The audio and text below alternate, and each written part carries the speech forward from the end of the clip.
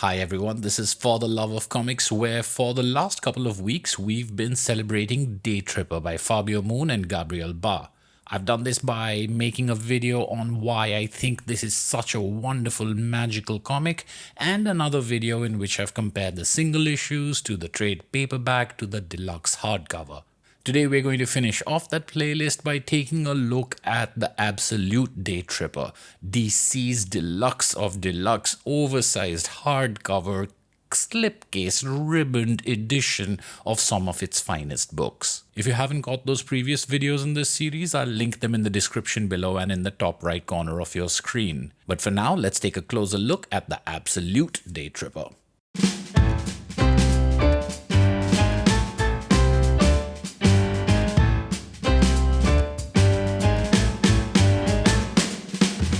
Like all of DC's Absolute editions, this is an oversized hardcover inside a slipcase, published here under DC's Black Label imprint instead of the original, now defunct Vertigo. Absolute Daytripper is, relatively speaking, a slim Absolute edition, and you'll see no complaints from me over there. I find that quite elegant. Slim compared to, say, something like Absolute Watchmen. Although Watchmen did have 12 issues to Daytripper's 10, you can see that if you don't count the box itself, the slipcase itself, Daytripper is just a little over half the thickness that Absolute Watchmen was. The front of the slipcase box features this portrait of Brass, our lead character, in a brand new illustration. I believe it's not one I've encountered before, in beautiful watercolor. And the back has this wonderful group portrait of Brass at different ages that he appears in the story. Here's him at 21, at 76, at 11, at 33. And this is a fantastic image because this obviously never occurs in the story. Brass is the same character, separated by many years in the chapters presented in this story, but this gives a new dimension to the story, with this looking like a family portrait, treating the same individual at different ages as different members of a family being a central theme of Daytripper.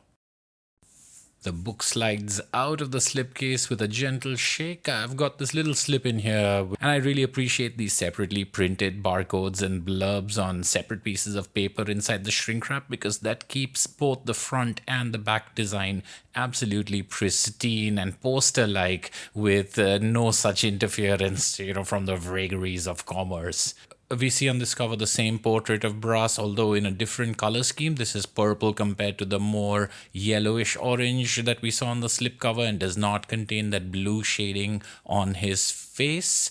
But this is, of course, because of the way the spine faces out, the back cover of the book. The front cover of the book is yet another portrait of Brass, yet another brand new illustration of him at age 76. And already between this portrait, the two that we have seen of younger Brass, and the group portrait over here, with all these new pieces of art around a beloved book, the Absolute Edition is already earning its keep. The new art and portraiture themes continue inside the book with the endpapers, with this portrait of a younger Brass smoking on one side of the end pages. The other side is this delicate wash, and here we have a 30-something old Brass smoking a cigarette, and on the other side of it we see a younger 20-something Brass. I'm saying 30-something and 20-something because they're similar to the 21 and 32-year-old Brass we see, but not quite. So I'm wondering if these are different ages of Brass that we don't actually see in the book. And that continues at the back, where we have another portrait of a middle-aged Brass graying at the temples, who I know that we haven't seen in the story, although this could be the age that he is. I think it's 44 in the story in which he never appears, which is all about his wife and his son. On the other side of it, we have a much younger Brass, but again looking a little older than the 11-year-old Brass we see in the story. So I think it would be really cool if these are additional portraits of Brass, snapshots of life we don't see but are insinuated in Daytripper, lives that continue after the chapter's end.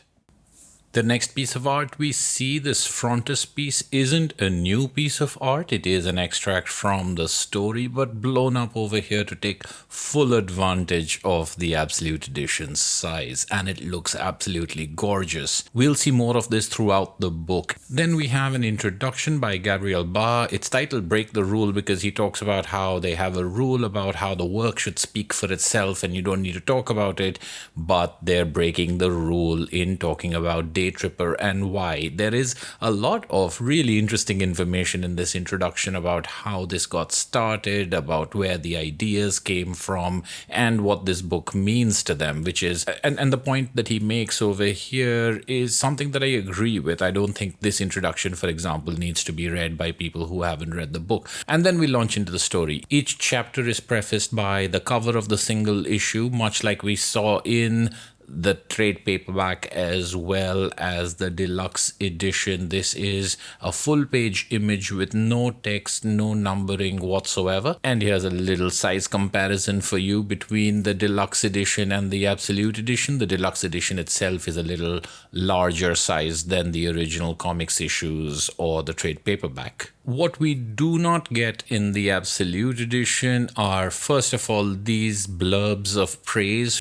We don't get this half-title page with a little sketch extract or these other pages, including this copyright page. And we don't get this illustrated one-page comic by Craig Thompson that's served as the introduction for both the trade paperback and the deluxe edition. This introduction has now been replaced by the introduction by Gabriel.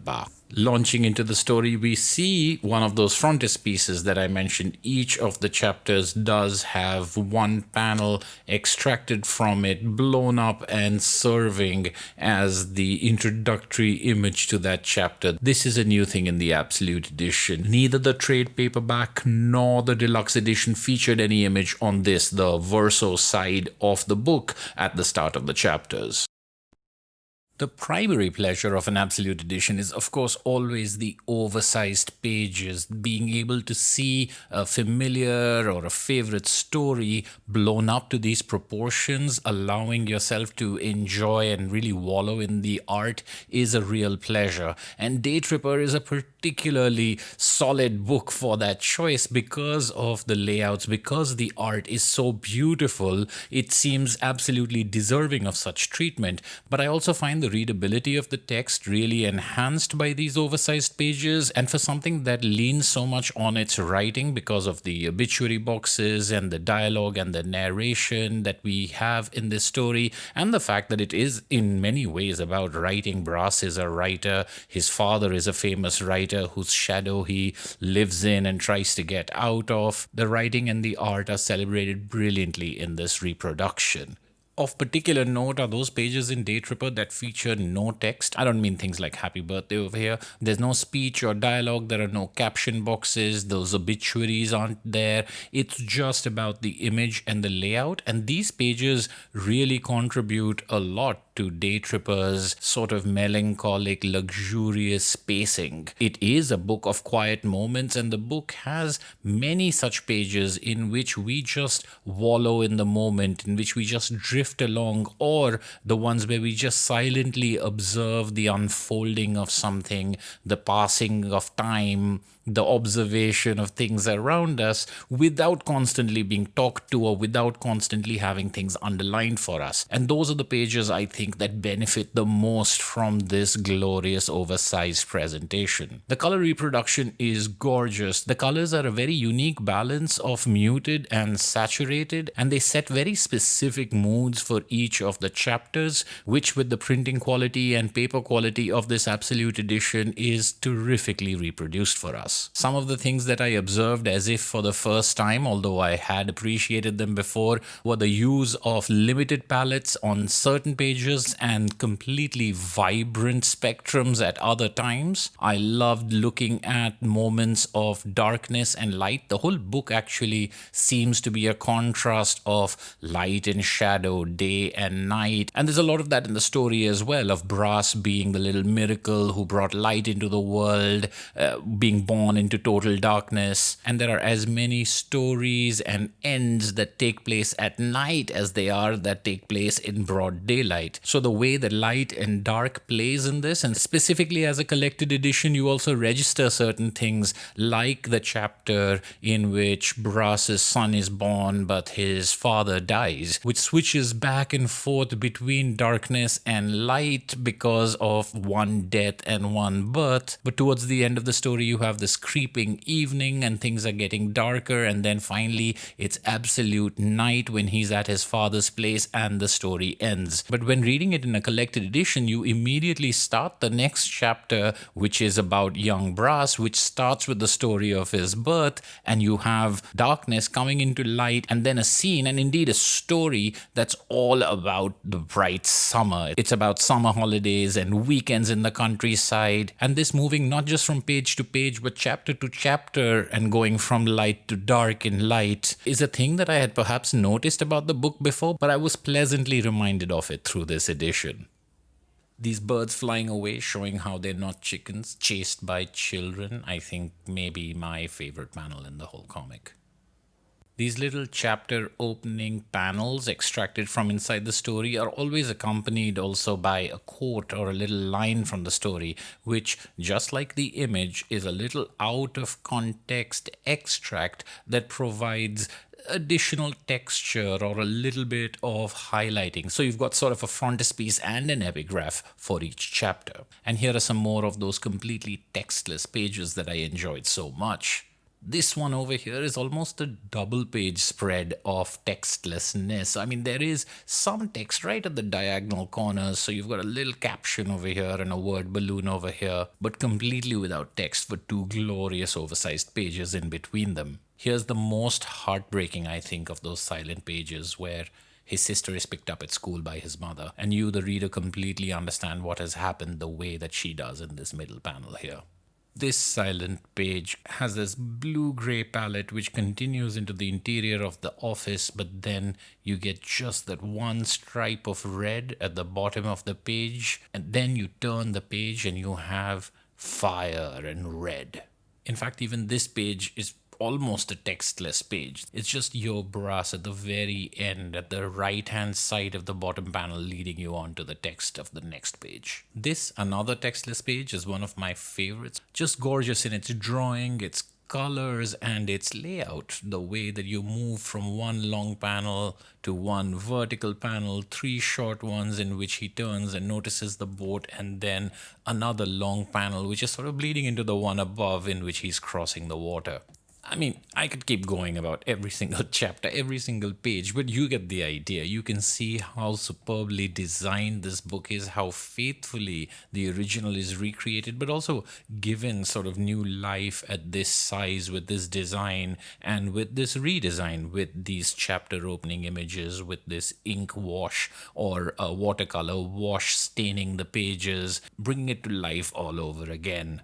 And of course, I would be remiss not to mention the silk ribbon that accompanies every Absolute edition, I'm pretty sure, although there were commenters on my Absolute Watchmen video who said that their copy didn't have one. I love having page marker ribbons, and this one isn't black or red, which are the more traditional ones, but it is creamy silken white, which perfectly matches the book's design, of course. White is a big deal in the design of Daytripper in the trade paperback as well as the deluxe edition, and the Absolute edition is no different. It's a small touch, but it's a lovely one and really enhances this book.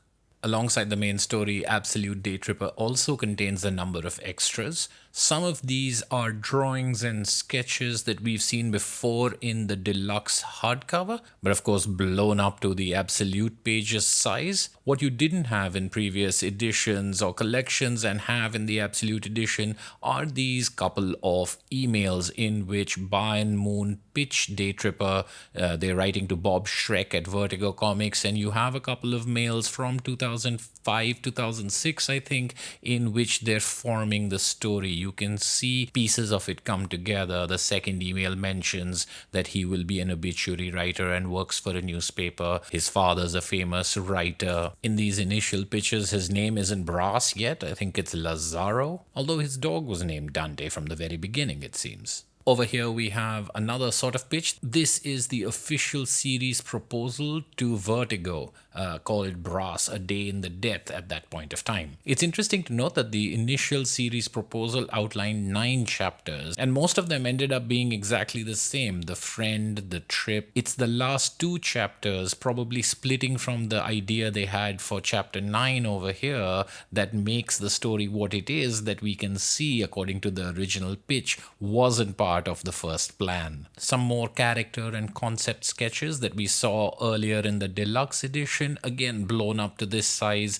to properly highlight the beauty of the art. Here's a full page drawing by Gabriel from 2013 showing Brass and Dante. And then we have the complete script for issue number 1, complete with thumbnails, sketches, concept drawings, marginalia, and notes. I really enjoy reading scripts and seeing thumbnails right next to each other, partly to see how faithful the final product was, but also to see how these scripts are actually written, especially in different situations, when someone's writing to an artist they haven't met, or when someone's writing to a publisher, when someone's writing for themselves. Over here, I really enjoyed how some of it was like stage direction, some of it was asides. There's a scene over here between Brass and Dante where Brass says something to his dog and Dante is silent. Brass says something else, Dante is still silent, and then the script says he is a dog after all. That's the kind of thing that exists in scripts but not on the final page that I really enjoy discovering. And right at the end of the script, you've got a full page detail from the last panel of the first chapter or the first issue.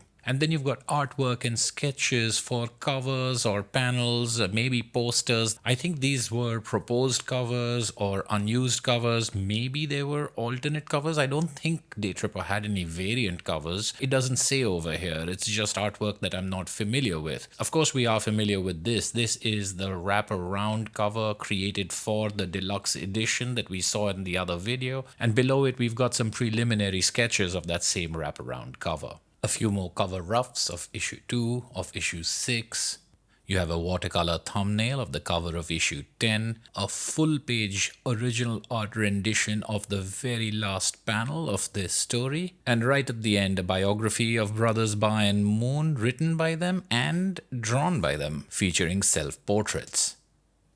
All in all, this is a gorgeously produced, beautiful looking book for a beautiful comic. It is one of my all-time favorite comics, and I think it's been given its due in this handsome production. In the very short time I've owned it, it's jumped right to the top to become one of my favorite Absolute editions, maybe even the favorite Absolute edition in my collection. I hope you enjoyed this bit of a deep dive into the Absolute Daytripper.